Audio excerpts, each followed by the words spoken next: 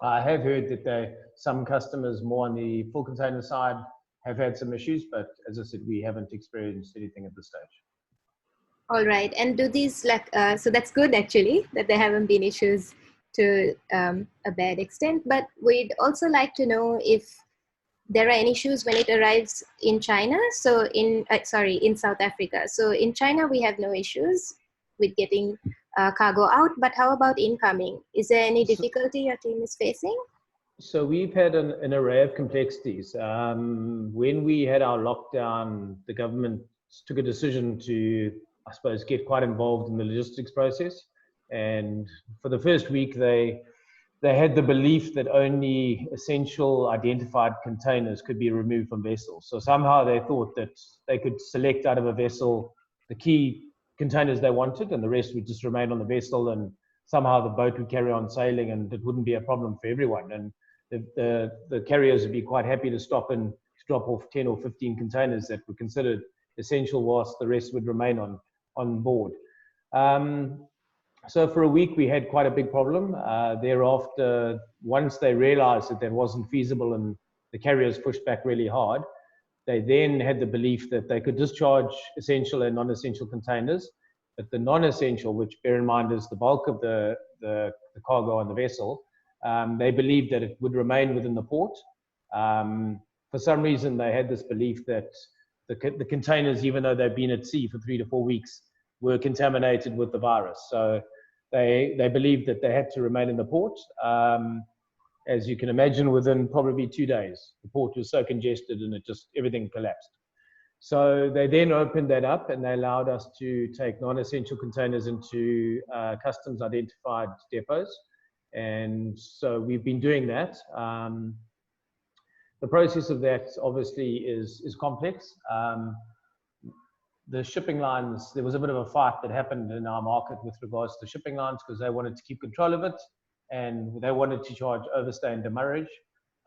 We as companies that had customs licensed depots believed that we had a right to move it into our environment and therefore not charge the customers the demurrage and the overstay and all the various charges the lines were going to charge. So we've had some quite significant challenges. We've had a 5-phase lockdown, and we went from phase 5, which was a total lockdown, to phase 4 about a week ago, and they've opened up a few more businesses. So a bit more of the cargo is starting to flow, but we've got a lot of congestion. We've got containers that are sitting in a depot that are quite honestly full of 6,000 TEU, and someone wants their container that arrived on day 1. And no matter how you calculate it, you know that container is buried behind a lot of other containers, and it's just a function of how they came in. And the disorganization and the way that it wasn't planned and managed is actually created these complexities. So we're now sitting in a situation where, that was the imports. On the export side, we were only allowed to export essential cargo. From a consolidation point of view, essential cargo is probably 30% of your cargo. So we were quite fortunate. We made up essential boxes and we ran our services to our regular ones, which are to Singapore, Port Louis, and to Europe. We managed to run those quite successfully. But a lot of our other areas, we run a lot of services into East and West Africa. We weren't able to enable those services or send those containers. And the reason is we didn't have the cargo identified. Because it's transshipment cargo, we didn't have it identified as essential cargo. So the exports this last week have opened up, and our export services are starting up again this week. And things are now starting to flow a bit better. We've got the complexity of trying to unwind the mess that's been created, for want of a better word. As a good example, in our D group facility, we've got 4 weeks of consolidated cargo that's been devanned and unstuffed in the depot, and we've now got customers that all this week want to collect 4 weeks worth of cargo. As you know, the design of the depot is not to release. I mean, the design of it is simply to release 1 or 2 days worth of cargo a day. I mean, it's got a booking system. It can only manage so much cargo from a release point of view. So we've got a lot of these sort of challenges. A lot of customers that are frustrated, they're tired, they've incurred a lot of expenses from demurrage point of view from the shipping lines, and a lot of it, because of the government regulations, been out of their control. And because it's out of their control, I think they're just frustrated because they've got no opportunity to avoid the cost or create an alternative solution. So things are flowing a bit better now. And fortunately, the normality is starting to get established and things are starting to flow a bit better. But it's been a challenging month, you know. Having said that, out of that challenge, there's been a lot of opportunities for us as a company to help our customers. Our customers are the freight forwarders. So we've been able to create solutions for them. And every time the regulations change, we've been able to help and assist them with a different product. So we've been fairly busy. That sounds really good. It's good to hear that you've been able to help the freight forwarders as well. I'll move on to Abbas with regards to air freight, Abbas. I know as per IATA tonnage reports, EFL is consistently one of the top 3 IATA agents in India. What challenges are you seeing in the air freight market? I think the main challenge around air freight has been again capacity issues, and I guess it all stems down to demand. A lot of the local production facilities and all that have shut down completely, so there is very little exports going out. As a result, the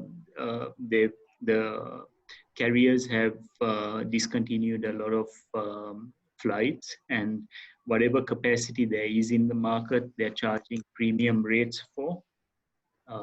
So I guess on essential items, we can ship it out fairly easily at those rates, but non-essential items, which we are starting to get a few bookings for.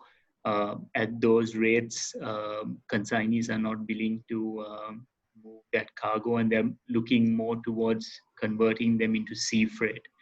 And a few of our top air freight customers have already said, you know, over the next 3 months, they'll be looking at converting much more into sea freight until all the rates kind of come to some level of normality.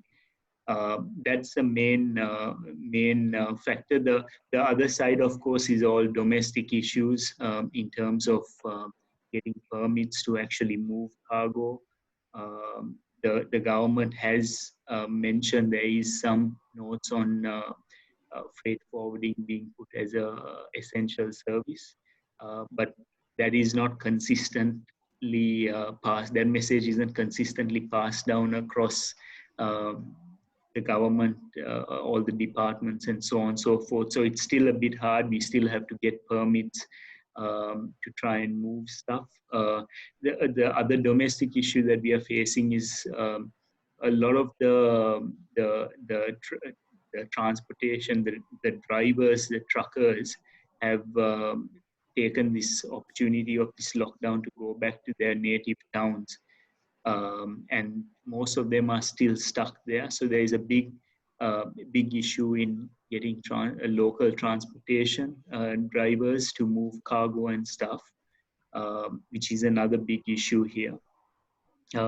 We are seeing signs this week from Monday onwards that a lot of things are opening up a bit.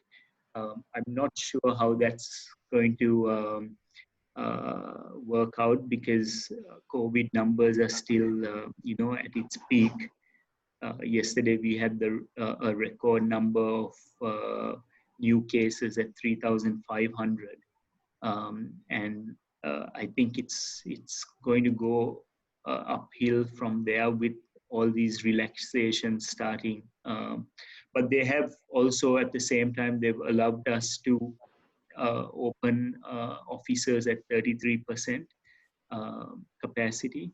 So we are looking at, getting those permits, and like Martin mentioned, we are also looking at about a 20% plan to start off with. But then again, we are in no hurry because we've got our work from home set up quite well.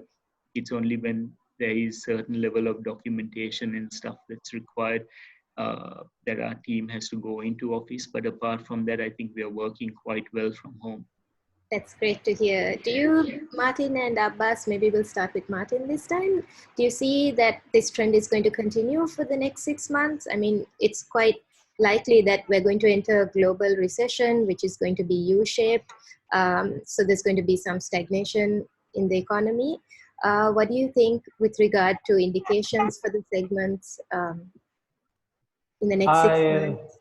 I think, I mean, I certainly agree with the thinking around the U-shaped economy, and there's no doubt. I unfortunately believe that we're going to be stealing a lot of Abbas's cargo. So I think a lot of air freight is going to be moving into sea freight, as Abbas mentioned. So as sea freight consolidators and anyone really in the sea freight, we need to be thinking and gearing ourselves around handling different types of cargo, so more smaller size cargo. And so the question is, what do we do to actually enable that, and rather embrace the change around smaller package sizes? You know, in sea freight, we have a minimum of 1 cube, 1 ton. And a lot of air freight exists below that. So it's sitting at 300 kilos, 500 kilos. From a company point of view, I think it's an opportunity for most companies to almost reinvent themselves or reset. In many respects, we need to almost have the mindset that we starting our business from scratch. And what do we want to do, and how do we want to position ourselves in the market, and what products do we want to offer? Not everyone has that luxury. If you are a really big company with a big asset base, you don't have that luxury. You need to be thinking along the lines of how do you protect your assets, and how do you drive the required volume through the assets to make them sweat. For companies like myself, we low asset based, and it's just my philosophy, but I don't believe in big assets. We're more agile and flexible. So a lot of what we can be thinking about is what solutions can we put in place? If I'm really honest, I don't think we're even thinking 6 months down the line. At the moment, we're going month to month. We obviously understand our consolidation market and that side of the business fairly well. But any solution we're putting in place that's slightly outside of our traditional products, we're literally going month to month, because the market is so dynamic at the moment. There's so many changes, and there's such a need in the market, and the need literally comes and goes on a month-to-month basis. We've got a need for this month that won't exist next month. So we have quite a short-term view on things. I am quietly optimistic in that I don't believe, from our point of view as consolidators, we will certainly sea freight, I don't think we are under as much threat. The likes of the clearing agents, unfortunately, and I'm not sure how it is in India, but in South Africa, the clearing agents defer customs and VAT for up to 60 days. So they've got a massive financial exposure, and that's obviously on the imports, which is about 80% of our business. So our clearing and forwarding agents, which are our customers, have massive financial exposure. And I think their view is really just batten down the hatches, and how do they manage the cash flow, and how do they're all in disaster management mode. Whereas we probably in more of a creative mode, and we're sitting saying, what opportunities are there? And as I mentioned earlier, we've chosen the philosophy as a company that we want to help our customers. So whatever we're doing, the intent is to very much help them and assist them. We're not interested in taking advantage of them, because this is actually a perfect time to, and some of our competitors are choosing to. So we've chosen our own, from an ethical point of view, our own stance, and everything we do is around assisting our customers. And yeah, I just think the next 6 months is going to be quite a rocky road for everyone. And where we can help people, we can. And I think other times we also need to be prudent. I mean, collections on our debtors book is going to be a challenge. You know, I know already there's probably 30 or 40% of our customers are not going to be able to pay us this month end, and we give them terms on the freight side. So, you know, the question is, well, how do you deal with those people? Do you just hold their cargo and cause a catastrophe, or do you find a way to help them? And we're choosing the latter. Fortunately, we're quite financially strong from that point of view, that we can find ways to help them. There's obviously a lot of risk with doing that, but we do believe that the goodwill and the positive intent is better overall than just battening down the hatches and freezing everyone's accounts. As a philosophy, I don't believe that that helps anyone. And unfortunately, we will just be part of their demise, which we don't want to be. So it's a fine balance between managing those two. Yeah, it seems like we're in for some tough times ahead. Abbas, do you agree, or just a quick point before we move on? Certainly, I agree with whatever Martin said. I think cash is definitely going to be king for a lot of companies out there. There is going to be, I foresee definitely that the credit risk are at the moment high, and it's only going to get higher over the next few months as we progress, because the true impact hasn't set yet. Like if you look at the global markets, US, Europe, unemployment rates are going up day by day, and that's going to also have an impact in terms of demand, which will definitely lead to a global recession, if not, if we have already not reached that stage yet. But I think it's only going to get worse for the next 6 months. And in terms of air freight, I definitely foresee that the rates will stay this way at least for the next 3 to 6 months.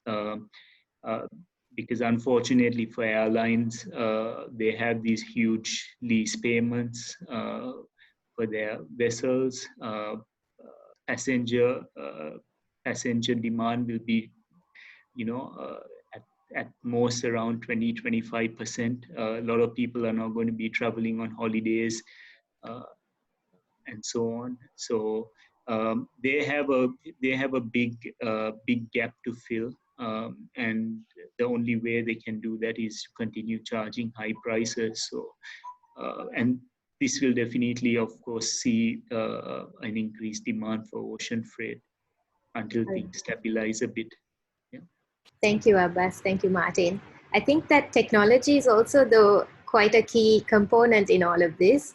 As much as it is very important to understand the challenges, there are a lot of technological advancements that are happening, and that are happening very, very fast because of COVID-19. Probably things we would have seen take 5 or 10 years is happening in a matter of months and maybe within a year.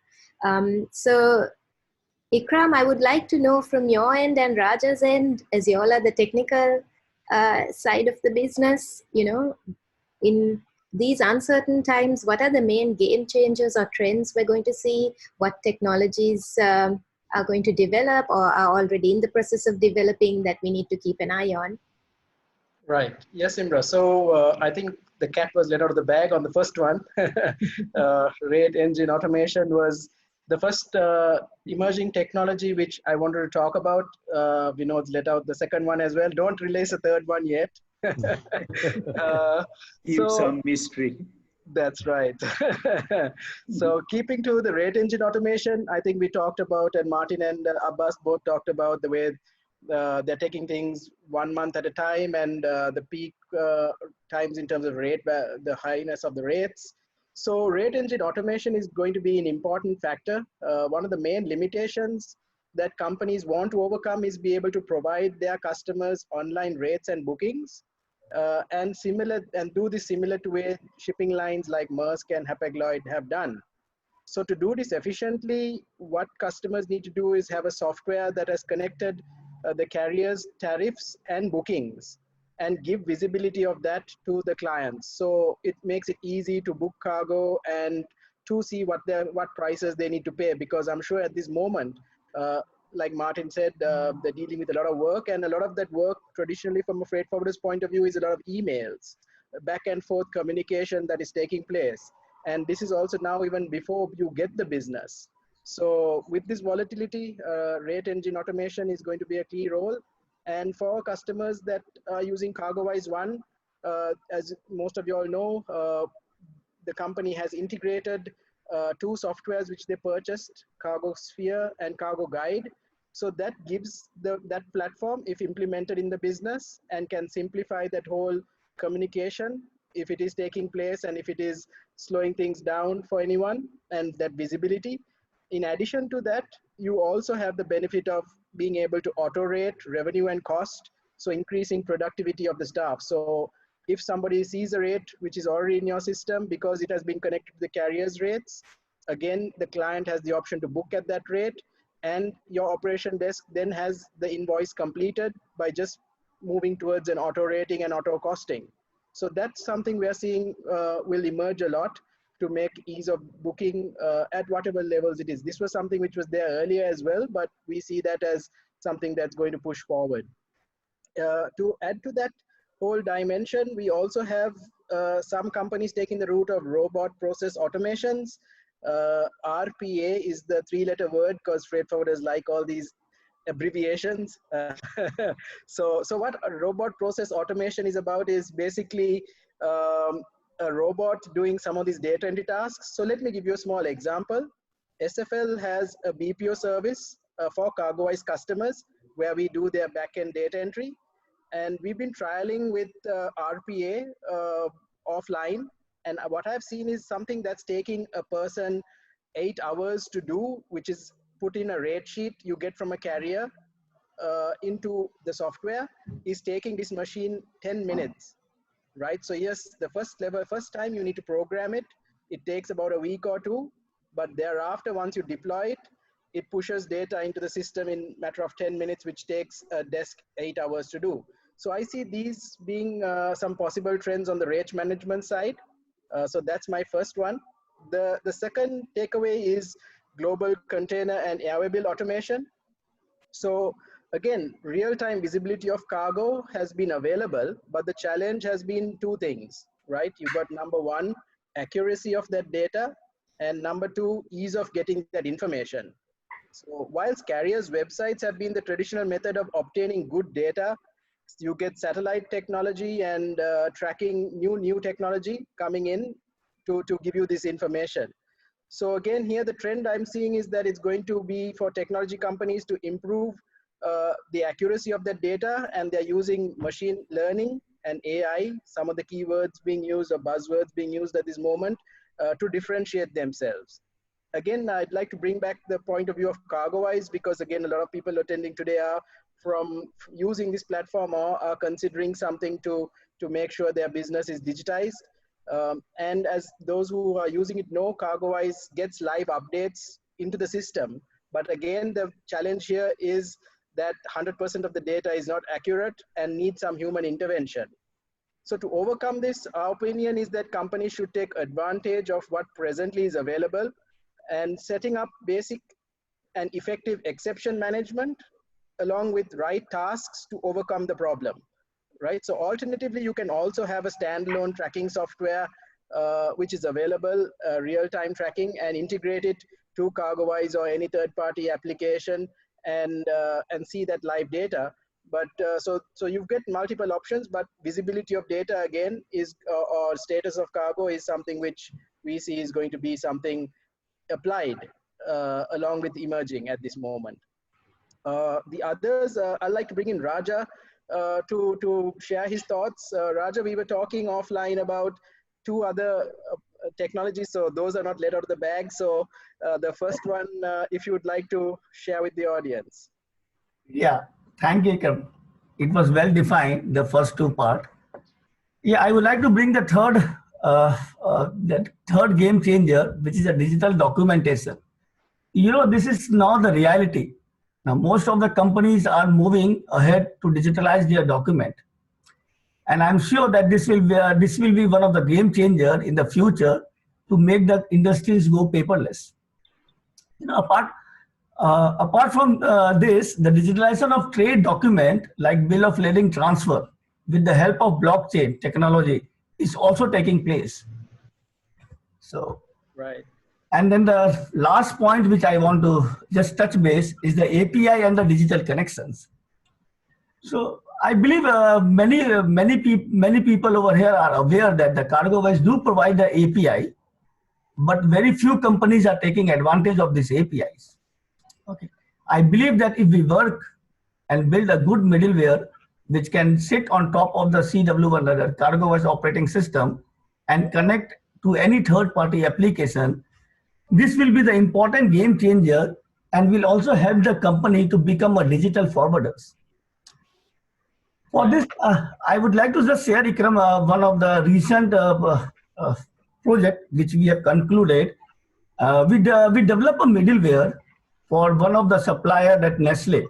So we connected Nestle SAP with the CargoWise, and in fact, this has helped the company to increase the productivity and the automations. Right. So I think, Raja, to add to that and to the audience here, I'm sure most of you have heard of these technologies which we put up on the screen. Maybe the digital documentation area, which Raja touched upon, is being discovered. So blockchain and that activity is definitely going to play a role in this. It's going to get speeded up again.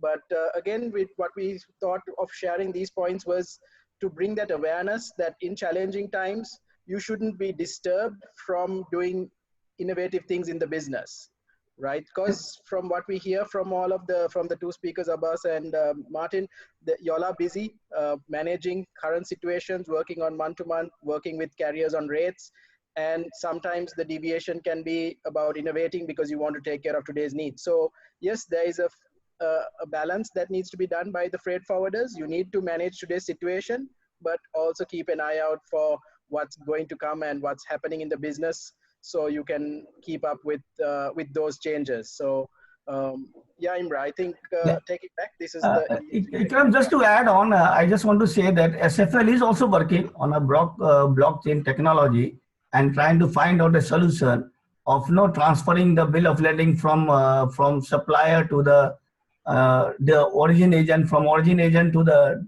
delivery agent, and then from delivery agent to the consignee. So we are working on. We are just a few concern on the securities, which we are just fine tuning those things. Like, I think this is the future technology we are looking forward. Okay, how to digitalize the document and how to flow the document from one place to another digitally. So, yeah, right. Thank you. It seems like the technological changes are happening simultaneously, and it's good to see that. I mean, connected logistics is already an industry that's forecasted to grow at an exponential rate over the next 5 years. We discussed this last session as well. So it's really good to see that there's technologies in place right now also to hopefully help with the current challenges. May I add a comment there, if you don't mind? Yeah, sure.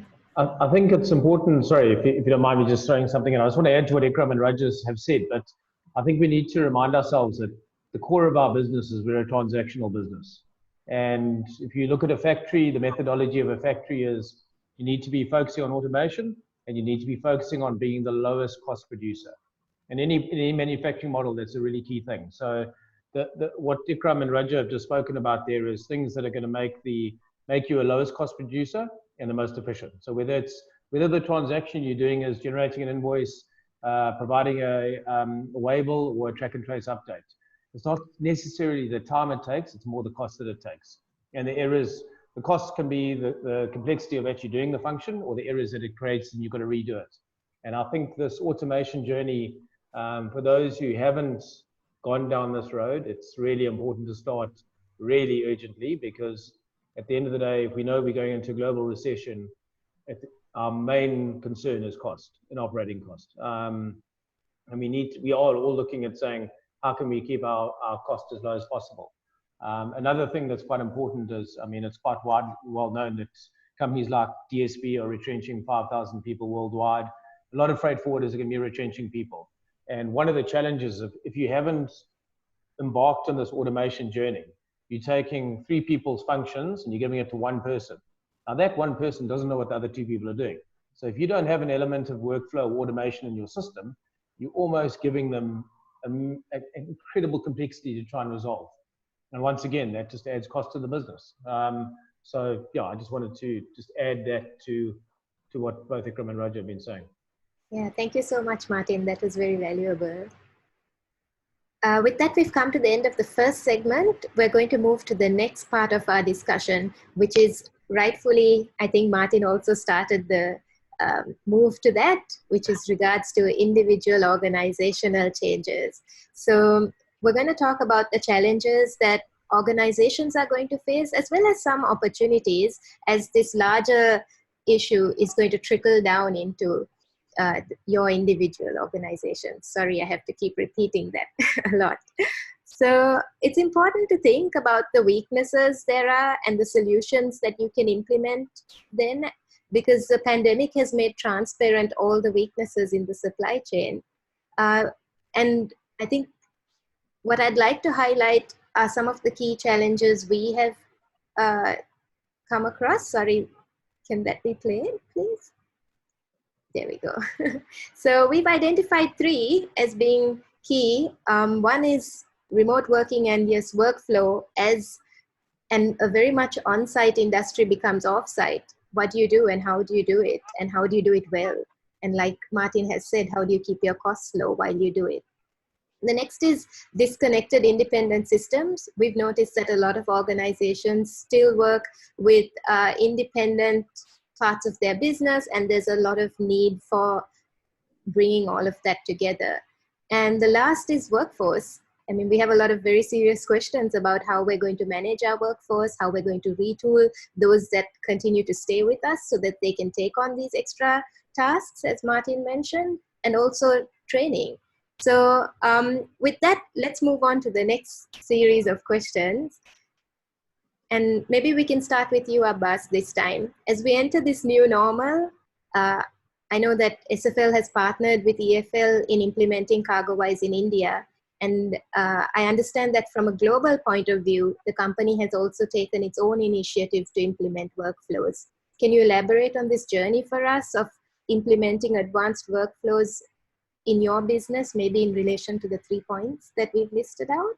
Yeah, sure, Imra. Well, we started our journey for India in April 2019. Of course, SFL helped us tremendously because of our size of our operation in India. We couldn't do it without them.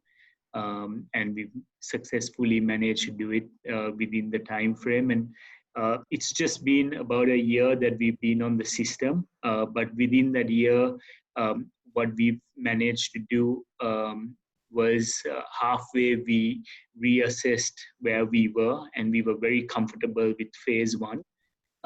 And we started out our phase 2 rollout of the more advanced workflows and PAVE process. So what the planning behind workflows helped us to go back to the drawing boards to list down all the tasks, all the steps that were required to do a job from A to Z, and how we can put it into a systematic way for users. One, so that it's very easy for them to have a checklist, a ready checklist on what they have to do within the timelines that we have set for them, right? And I think that process is a continuous process. It's not one process where your entire team comes together and designs the entire setup. It's a continuous evolving process where you are retweaking timelines, you're adding new tasks, removing tasks, customizing it for particular customer requirements, etc., right? But what I found especially useful is that, okay, one, workflows paves the way to pave. And number 2 is it's also a automatic guide for any new users who join the company. It's very easy for them to know, okay, this is a job, okay, fine. They'll definitely be getting on the job training. But once they start on their own, they have that ready guide, the ready process for them to follow, right? And coming in every morning is very easy. The traditional way was you take your notepad, you take your bunch of files, go through each of the files, listing down what you need to be doing. Now with PAVE, they have that ready checklist every morning when they go in. They just have to go into this PAVE board. For those on the call who aren't aware of PAVE, it's a performance acceleration visualize engine. Yeah, so it allows users, teams, the company to visualize what work they have at the moment, and also based on priority, which tasks need to be completed before other tasks.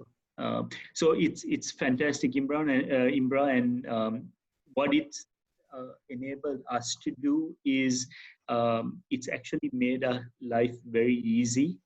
We weren't planning for COVID, but it seemed like we have been planning for COVID ever since we implemented PAVE and set the process. So it did take us a lot of work.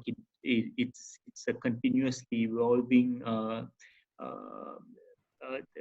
fine-tuning it, making it better, removing, adding tasks, but it's just an amazing tool, and it's definitely worth the time, the effort to spend a company to spend time developing this, because the benefits are just amazing.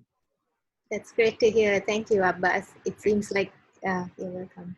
It seems like the technology has made you ready then for any challenges that may come about in the next few months or years. Very quickly, we're running a little short on time, so we'll have to speed up the rest of the session. But Martin, could you let us know what workflow implementation you have done? I know Contra has also adopted CargoWise 1, so would you like to say a word on that? Have I been talking too much?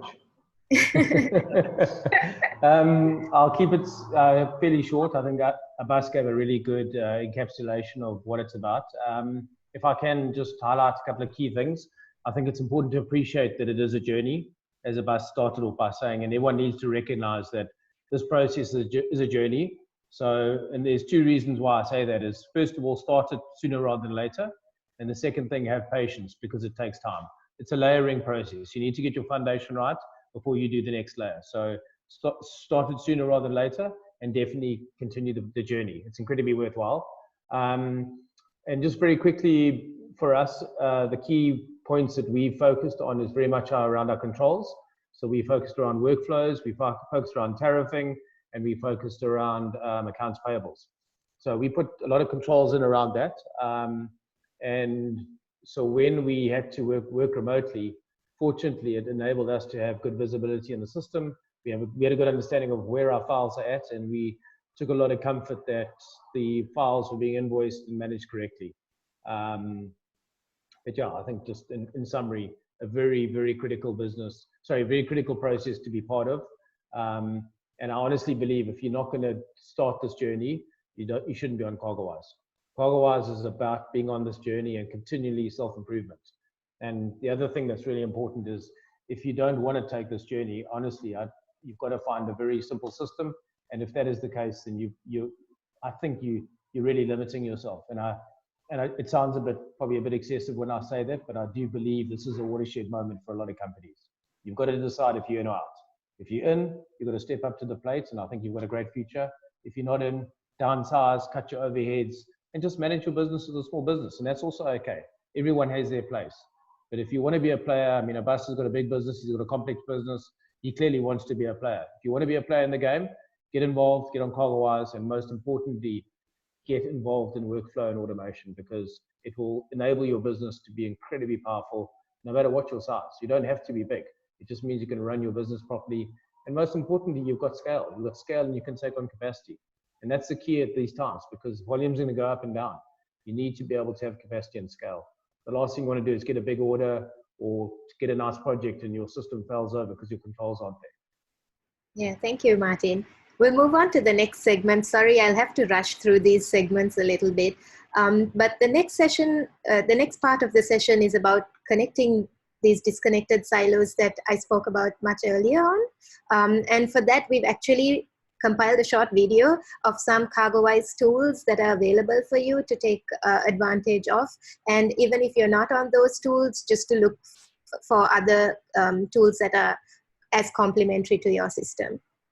So Vinod, can you please play that? Thank you.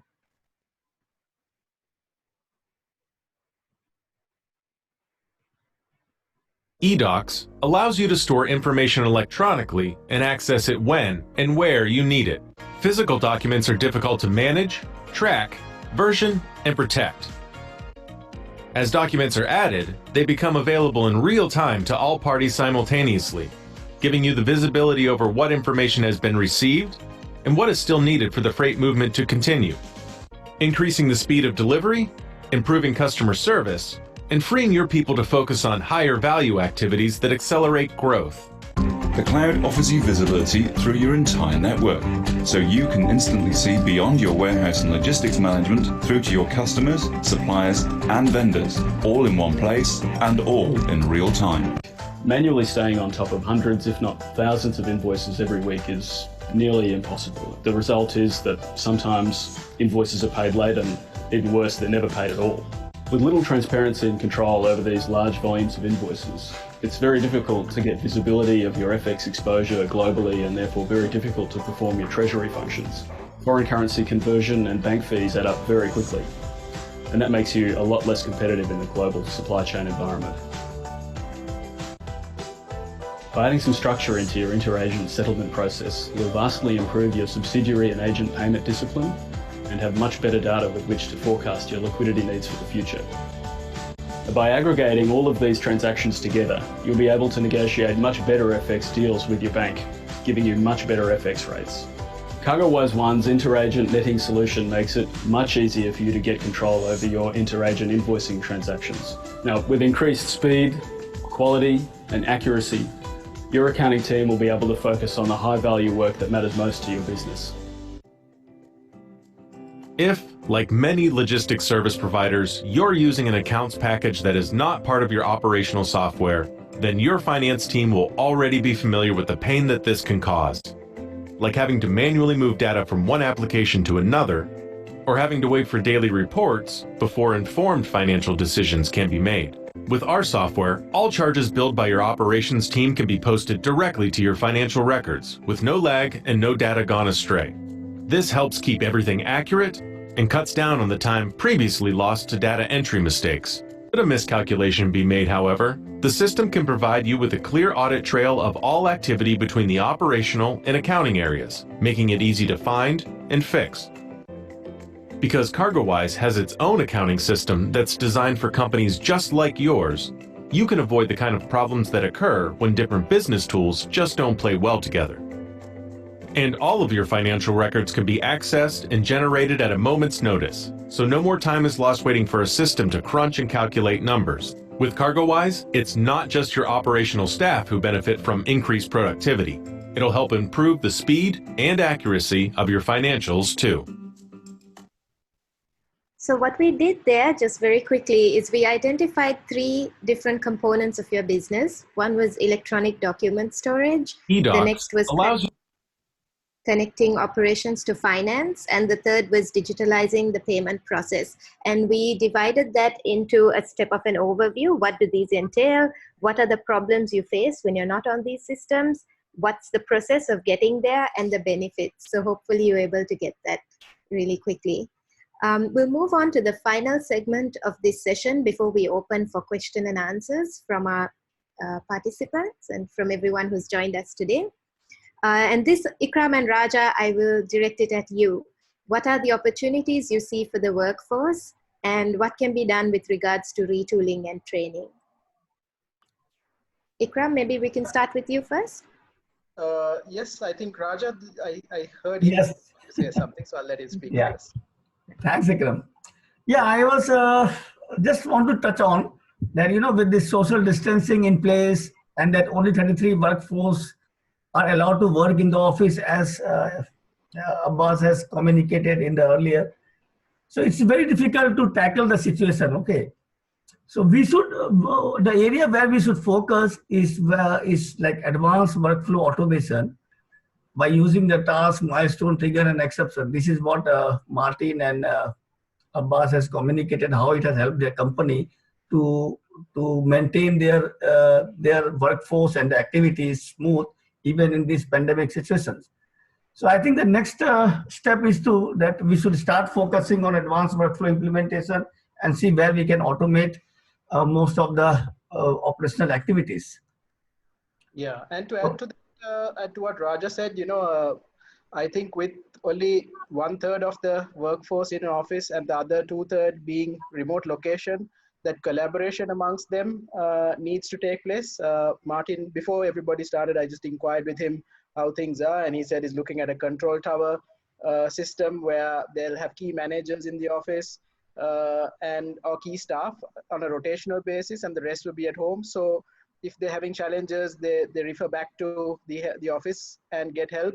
Otherwise, they do it remotely. So that coordination can work effectively with advanced workflows. And I think that is something which will simplify the business. So complementing what Raja said, I think advanced workflows is something for as an opportunity which can be taken and differentiated as terms of what service you can offer to the customers. Explaining this small process to your clients might win you a business. So it's all about trying to leverage your tools to convince a client, end of the day, more than anybody else, that you're ready to support them, right? And from there, I'd like to touch on the retraining as well. You don't need to actually go with traditional training. Again, Abbas mentioned the tasks and how it shows the user what they need to do step by step. So there is very little induction time, and training material can be also embedded into the software. So you have a user guide or step-by-step process, which is documented when you implement a pay board. It is put into the system. So again, a ready reference. So again, somebody working from home has the same information as somebody in the office. So you don't need to make sure that they're in the same place to have this proper training taking place between a senior person and the subordinate. The other things I'd like to touch on is as opportunities for the workforce.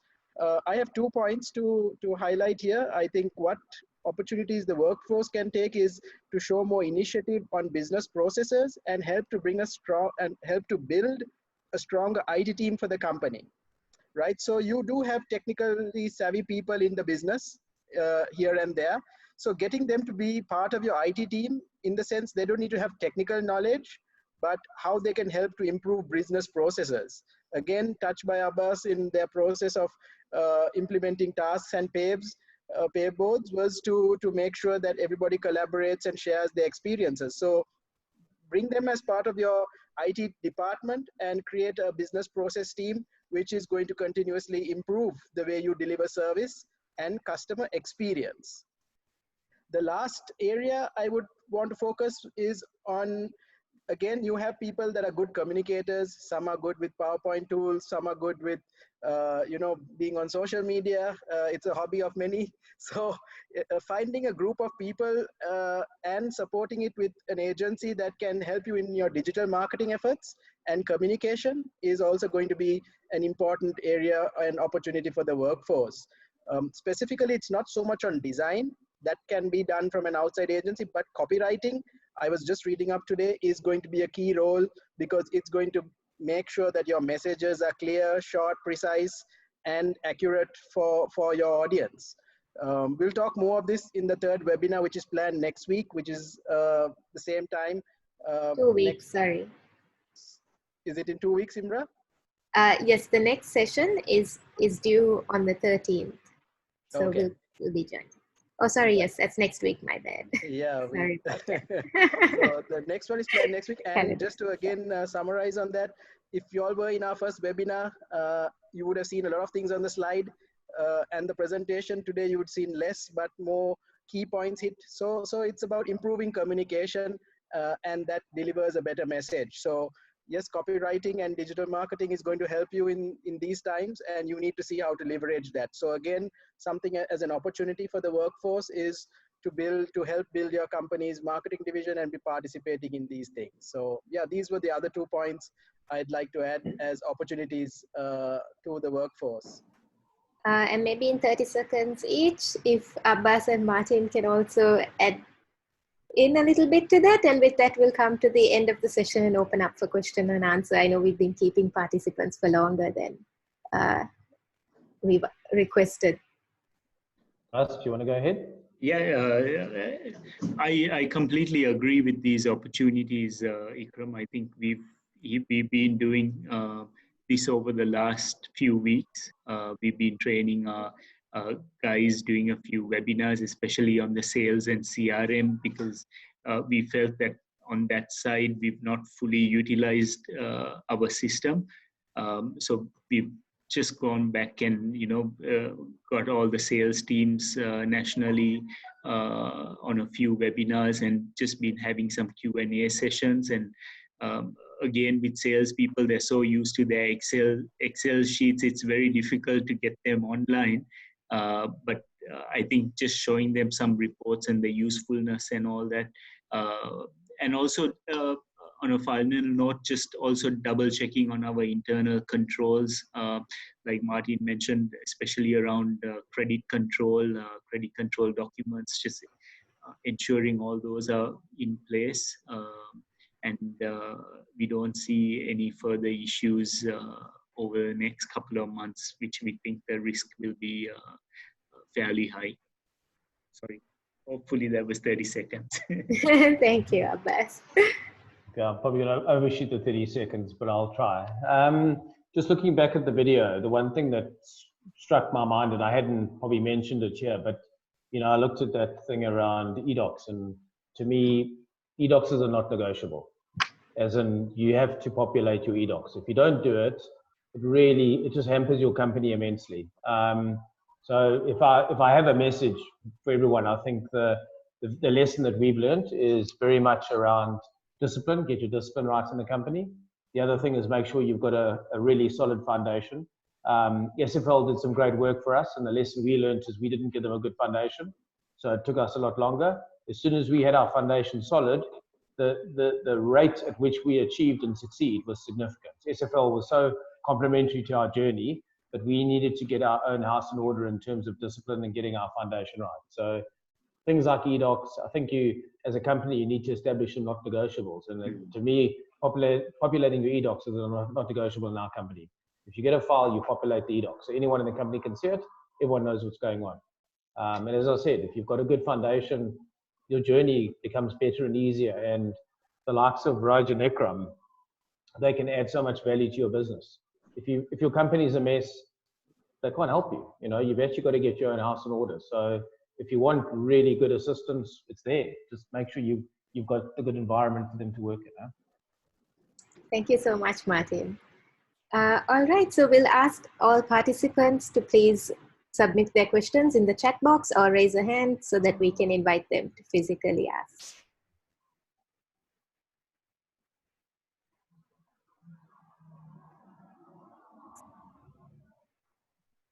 We did have one offline question. So while we wait for others to come in, maybe I will ask this, and I think we've sort of touched on some of these answers already. But this is from Mr. Abhay Kumar, and he says, in the logistics industry, we need a lot of education and training to the staff members. While there has been a lot of focus on developing tools and software, not much is seen around human resource development to enhance efficiency, effectiveness, accuracy, avoiding unbudgeted costs and PONCs, designing logistics models for cost reductions, etc. Any thoughts? I think, Imre, on that we touched it in different areas. It's difficult to summarize an answer to that detailed question. But yes, picking on what Martin said, and everybody knows that improvement starts first by yourself, and then an outsider can help, right? So help me help you.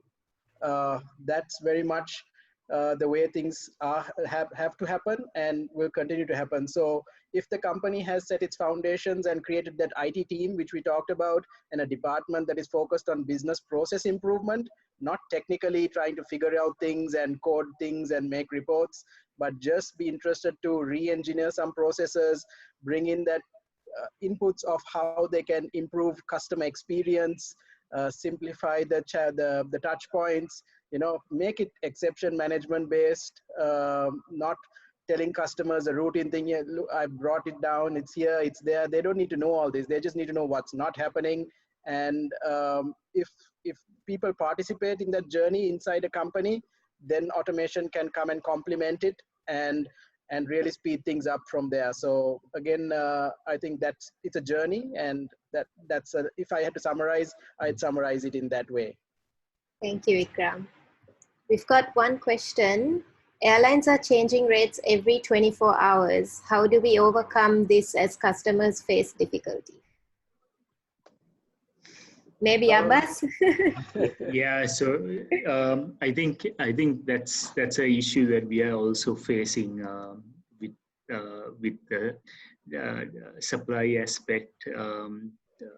They are changing rates every hour. I think when quoting to customers, we have to be very careful. So what we've done is we've created a nice disclaimer on bookings, and we put that disclaimer saying, the validity is subject to the airline holding the rate. Unfortunately, due to COVID, it's outside our control. And just explaining to the customer that you've got to work fast. You can't come 2 days later and expect us to hold the same rate, because the situation can be significantly different. It could be more favorable to us, or it could be very negative. So we just have to, take the risk mitigation controls and those disclaimers on your emails, on your quotations, and be safe from our side. Yeah, and to add to that, on the technology side, just to add and mention another way to tackle it is what I think the CargoWise product is trying to do is, with its integration with CargoSphere and with rates connecting directly from the carriers to this, it's going to be more transparent. Everything is going to be, the rate is available on the screen, you book it and you will get the space. It's going to get it to that stage where you can't change your mind. If not, you'll need to pay a cancellation fee, or like you book an airline ticket for yourself to travel from A to B. So that transparency is also going to come in right now, and I think that will again help explain to clients that here's my tool, it's linked directly to the carrier. You can book directly. I'm going to facilitate this for you, and I will do the processing and the documentation area. Yes, in the back end, you as a vendor to the airline or the shipping line can negotiate your special rates, and that will appear to your client. So you can still play around within the same parameters, but more transparently and strategically with companies. So those dynamics. So when we touched on the emerging technologies, this is a way that it can be implemented, and maybe some companies will look at implementing some of these rate engine automations and functions. Thank you, Ikraam. The next question is with regard to eDocs. Sorry, Rajat. I just want to add to Ikraam, like CargoSphere is already operationalized by the CargoWise. So any user who are using CargoWise can connect with CargoSphere and get those rates integrated. And Cargo Guide is available in the test system of the CargoWise, so people can go and look and do some testing. Very soon in the month of June, it will be available in the production system to be used. So by that time, you all will be very happy that the rates are available in CargoWise, and then you can auto-rate the rates in the console, and you don't need to think of it.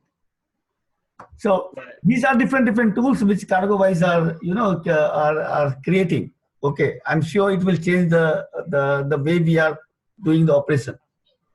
Thank you, Raja. So let's move on to the next question, and with that we'll end the session because we've kept everyone almost an hour now.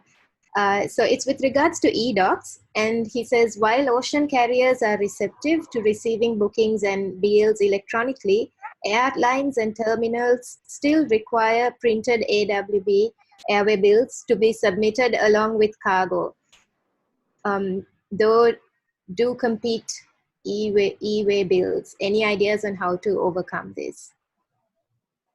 I think Dinesh is from the Indian subcontinent, and yes, this region has that challenge of terminal operators not being digitally ready, and again, big private or combination of private government partnerships has slowed down some of their automation processes, and there are challenges. But there was a notice released from the port authorities of India where they are taking those steps to help facilitate digitalization of documents.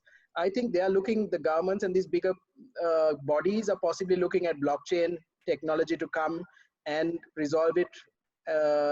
And that's possibly why they're taking so long for this to take place. They're probably doing a lot of research, but yeah, in the interim, in countries like India and the Indian subcontinent, maybe Martin will share in Africa, it's the same challenges, but in countries like the West, I'm sure that challenge isn't there. So the audience here today, I think, is mostly predominantly from the developing countries. So Martin, from an African point of view, are we seeing any way that's getting tackled? So that could give an insight into what we can expect here. I don't quite appreciate the challenge that you guys have got in India, but most of our stuff is electronic. So we use eDoc for two functionalities. One is to have organization in the business. So anyone can see what's on that file at any point in time, and anyone can manage the file. And the second aspect of eDocs, which is really important, is being able to use doc packs. So we're sending out doc packs for cartage instructions, sending the airlines to the all the different carriers, to the depots, whatever the need be. The doc packs become incredibly functional. Even if the physical document needs to be printed out, obviously you've got it in an eDoc, or you've got it in an electronic format you can manage. We mostly electronic here, so we don't really have the challenges where we need a physical. Obviously, the only time that a physical is needed is when we get an original ocean bill. And then in that example, what we do is, once again, we upload it onto the eDocs. So anyone at any point in time can see the original ocean bill that's been receipted against that shipment, and we keep a physical version because we have to for a period of time. Okay. Thank you. Yeah, Dinesh, I hope we were able to answer part of it. Yes, the summary is that in India, port and terminal authorities want the physical printed copy. I'm sure they're working on, the bodies are working on relaxing that and finding some alternative methods. But yes, being prepared and the company being ready with your own automations. And once that is done, it's just a matter of electronically exchanging that information through APIs, which we touched again as an emerging technology, or the government giving you a portal to do these tasks. So either which way, CargoWise has strong API, which we touched on, and can facilitate this once the governments and those bodies are ready. Lastly, Imra, I think we've got a surprise guest. If he wouldn't mind me disclosing his identity, we've got Gene Gander from WiseTech Global Online. He's in charge of global sales for WiseTech. Hi, Gene. Hello, Ikraam. Sorry I was a little late getting on, but I'm sorry I missed the beginning of it. It sounded like it was a good exchange. All right. Hello, no everyone. Problem. Thank you for joining. And just for everybody's benefit, the word CargoWise one is Gene's. He is the trademark of the name. It used to be called EDI before, right, Gene? It was yes. It was EDI Enterprise. Right. So then we came up with the CargoWise brand, and real quickly, it was kind of an accident. My business partner asked how business was going, and I said the passenger side, I don't know, but CargoWise is rocking. And he goes, CargoWise, that's it. So what can I say? I'm a marketing genius by accident. Right. So any closing words, Gene, to the audience? We've got a lot of customers of CargoWise online and non-CargoWise customers too. So anything from your point of view which the audience should be aware of, all freight forwarders and industry-specific personnel. So any closing remarks for them on what they should be doing? No, I think pretty much everyone has a pretty good grasp from what I've been able to participate with. I think most people are sharing the same sentiment. You know, these are challenging times. We're going to come out of it better operators than we went into it, just out of necessity of some of the things that we have to do every day. You know, Martin, your comments about eDocs and so forth being non-negotiable is interesting, but it sounds like you had that discipline from day one. Some of my other customers are telling me, you know, Gene, I know you've been preaching to us on eDocs, on workflow and everything through the years that we had, but we really didn't avail ourselves to it. You know, Richard, our CEO, is the first person who says good software optimal software is necessary but not sufficient. It's a matter of how you execute it. And I think many people in our industry are learning how to execute better and better every day. So we'll see what things look like on the other side of this, but we'll come out better operators because of it, I feel. Right, right. Okay, so Imre, any closing remarks from your side? Yeah, I'd like to thank everyone for sharing their time with us. We do have one more question. So since we've reached the end, we welcome you to leave the session. We're not going to continue to hold you. But Abbas, this is at you. So if you don't mind giving a few more minutes of your time, maybe we can close with that. Sure. So it's regarding the workflow process and related training guides. He'd like to know how you started the process of setting up PAVE. Were there any substantial system studies done? And what was the specific, and was there a specific team created for this or team formed within the existing setup? Yeah, so Zudi, how we went about it was we did form a core team. Unfortunately, unlike the other modules in CargoWise around, there wasn't too many videos and all that to self-guide us through the process. So we did attend a couple of workshops on PAVE and the usefulness of PAVE. Subsequently, they did come up with some videos and guidance and all that. But we did seek the help from a consultant who did assist us along the way. And I strongly advise you all to also do the same. I think there are a few good consultants, and SFL is one of them, who have done PAVE implementations. Because it did take us a lot of time to understand how the setup works, how the flow through from workflows. And also we weren't in a rush. We paced ourselves quite well. We did the workflow part first, took a breather, let it set in for about 3 to 4 months before we set up PAVE. Yeah, so, and this was all done by a core team that was also part of our group CargoWise implementation team. So they knew the whole background between operations, everything on how it worked. Yeah, that's it. All right. Thank you, Abbas. And thank you everyone for joining us. We hope to see you next week as we discuss how you can digitalize your marketing and use CargoWise to do it as well. Thank you, Ikraam. Thank you, Abbas. Thank you, Martin. Thank you, Raja, for joining us today and giving us your time.